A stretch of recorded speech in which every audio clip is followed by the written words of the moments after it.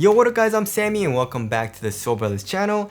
And in this video, we're gonna be talking about the best basketball shoes that you can get with the best court feel, right?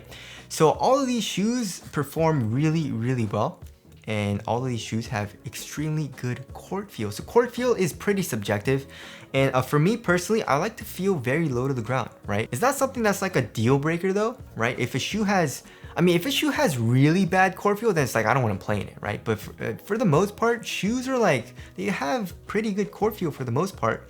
And of course, if a shoe doesn't have that good court feel, you can definitely get used to it, right? If you play in it for like a week, not even a week, like a day or two, you definitely get used to it. And the only reason you notice a difference is if you go into another shoe that has better court feel, right? So in my personal opinion, court feel isn't as important as like traction or fit as far as like performance goes in a basketball shoe, but it's just something that I like to feel in my ball shoes, right? And also like a lot of you guys, right? A lot of you guys actually requested this video on Instagram. Like a lot of you guys DM me, like the Soul Squad, you guys DM me like, oh, can you do this video and do this video? And like try to look at all the DMs, right?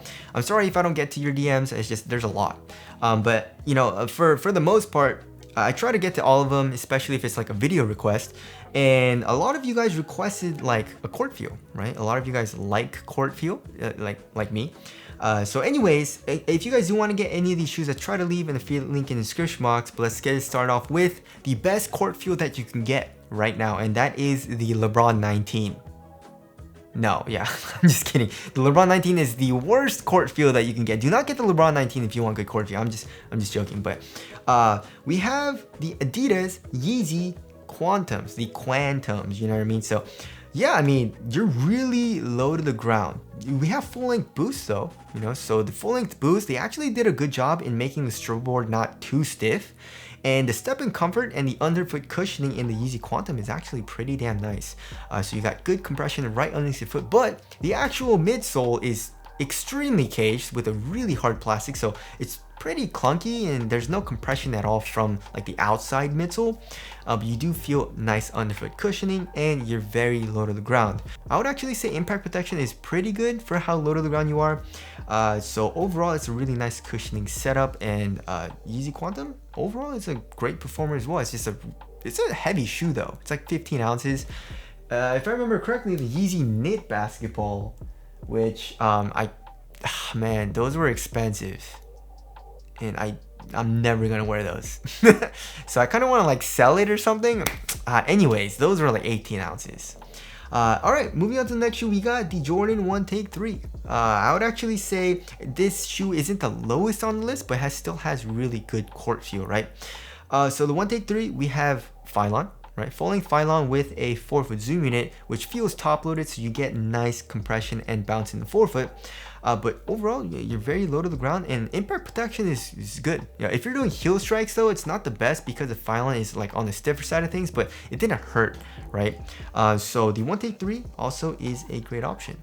Next on this list is a shoe that you would think has not the best court feel, but it actually has really good court feel, and that's the Kyrie Infinity, right? So Kyries usually have good court feel, but because of the zoom strobe unit in the forefoot, you would think that it wouldn't be that low to the ground. But then when you wear the actual shoe, I actually wore like all these shoes just to compare like what's the lowest to the ground, what feels the lowest to the ground. And the Kyrie 8, like it feels really low, right? But you still get really good compression and bounce in the forefoot because of that zoom strobe unit. The heel also has a little bit of compression. I mean, it's not super soft, but it's still like on the stiffer side of things, and it is like a regular foam, but it's still not bad, and there's still a little bit of compression, which is nice.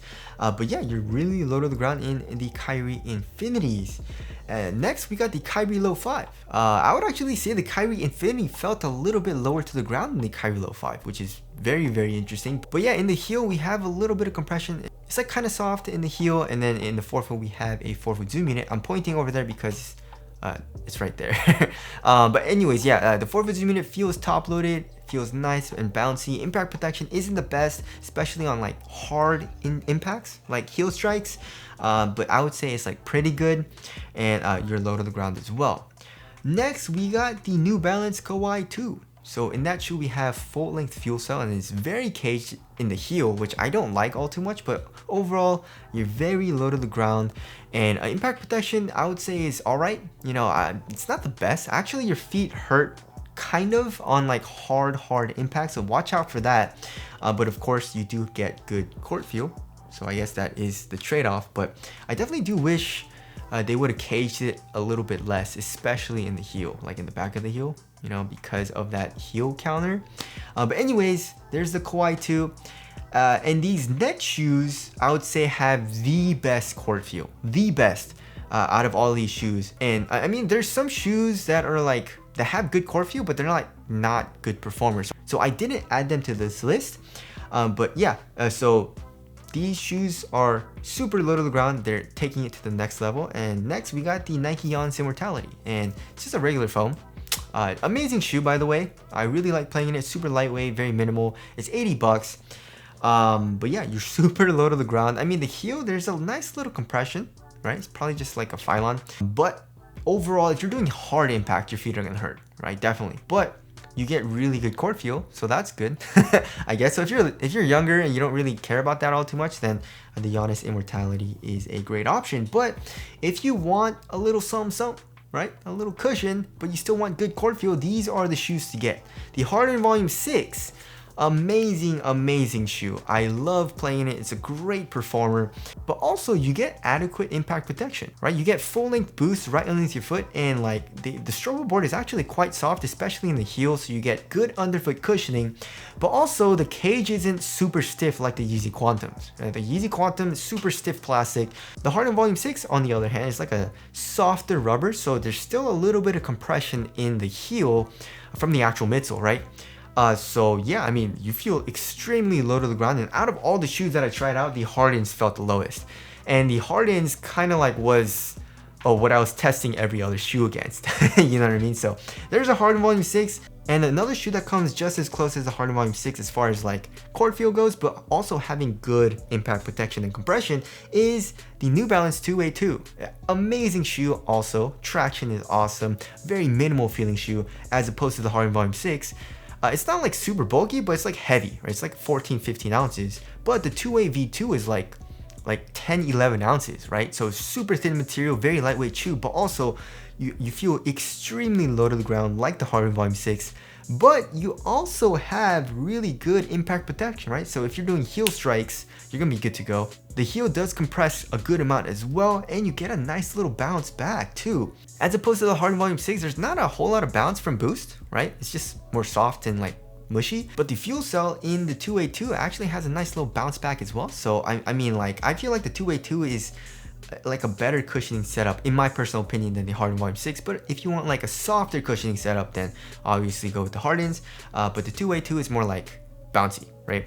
And last but not least, we got the Curry Hover Splash. It's a cheaper shoe, but we have full length hover. You have really good court feel in that shoe, but the hover midsole in the Curries also have good compression and good impact protection, right? I was doing heel strikes, I was landing pretty hard, and my feet didn't hurt that much.